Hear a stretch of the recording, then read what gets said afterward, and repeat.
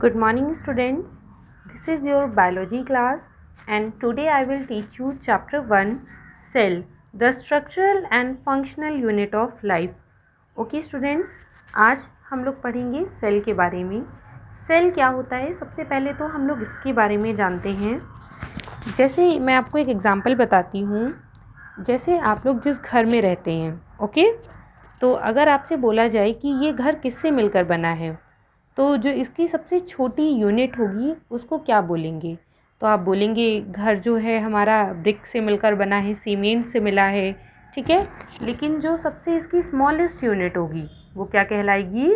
उस घर की स्मॉलेस्ट यूनिट होगी ब्रिक। इसी तरह अगर हम कोई ऑर्गेनिज़म की बात करें, लिविंग ऑर्गेनिज़म, ओके, अगर ह्यूमन बॉडी की बात करते हैं हम, तो ह्यूमन बॉडी की जो स्मॉलेस्ट यूनिट होगी वो क्या कहलाएगी? हमारी सेल। क्योंकि जब मिलियंस ऑफ सेल्स एक साथ मिलते हैं तो वो क्या बनाते हैं? एक ऑर्गेनिज्म बनाते हैं। ओके, तो इसलिए हम लोग इस चैप्टर में किसके बारे में पढ़ रहे हैं? सेल के बारे में। The cell, structural and the functional unit of life. Okay, सबसे पहले अब हम जानेंगे कि सेल की डिस्कवरी किसने की। सबसे पहले इसको किसने डिस्कवर किया? जो सेल को डिस्कवर करने वाले साइंटिस्ट थे वो कौन थे? Robert Hooke discovered the cell. Okay, इसको आप लोग याद रखेंगे। रॉबर्ट हुक एक साइंटिस्ट हैं जिन्होंने क्या किया था? सेल की डिस्कवरी की थी। ओके, यहाँ पर देखेंगे बेटा क्या लिखा है। In earlier classes you have studied that all living beings are composed of cells. आप लोगों ने पिछली क्लासेस में पढ़ा होगा कि जितने भी लिविंग ऑर्गेनिज्म होते हैं, ओके, वो किससे मिलकर बनी हैं? आर कंपोज्ड ऑफ सेल्स, वो सेल से मिलकर बनी हैं। A cell is the structural and functional unit of life. जो सेल है हमारी वो क्या है? Structural and functional unit of life है। Any function performed by an organism is the outcome of the activity of the cell. A cell can exist independently on its own and perform all the life processes.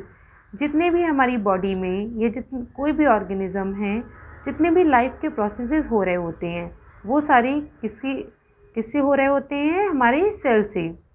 Many cells come together to form a tissue. जब क्या बता रहा है यहाँ पर? बहुत सारी sales एक साथ मिल जाते हैं तो वो क्या बनाते हैं? Tissue. And a tissue collectively form organs. और जब बहुत सारे टिश्यूज एक साथ मिलते हैं, ओके, तो वो क्या बनाती हैं? Organs. Thus every organ in our body is made up of hundreds of thousands of cells. इसलिए हम क्या कह सकते हैं? जितने भी हमारी बॉडी के ऑर्गेन्स हैं वो सभी क्या? Hundreds and thousands of cells से मिलकर बनी हैं। ओके, ऑर्गेन्स हमारे कौन से हो सकते हैं? जैसे हमारा एक्सटर्नल ऑर्गेन्स, हैंड, आईज, या इंटरनल ऑर्गेन्स हो गए हमारे लीवर, किडनी, स्टमक। ओके, ये सभी बेसिकली किससे मिलकर बनी हैं? हमारी सेल से मिलकर बने हैं। ओके,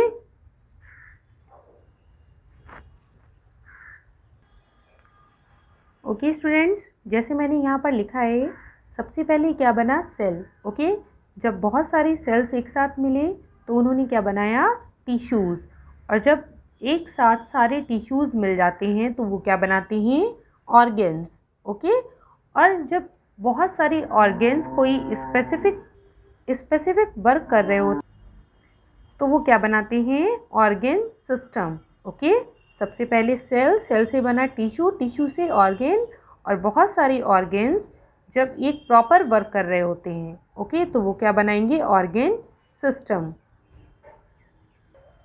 ऑर्गेन सिस्टम हमारे कई हो सकते हैं, जैसे हमारी बॉडी में डाइजेस्टिव सिस्टम, रेस्पिरेटरी सिस्टम।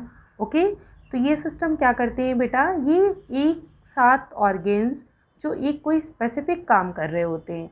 जैसे डाइजेस्टिव सिस्टम में हमारे एक ही तरह के ऑर्गेन्स काम करते हैं ना, जैसे माउथ हो गया, फूड पाइप, स्टमक, लीवर, ये सभी किस में हेल्प करते हैं? डाइजेशन में।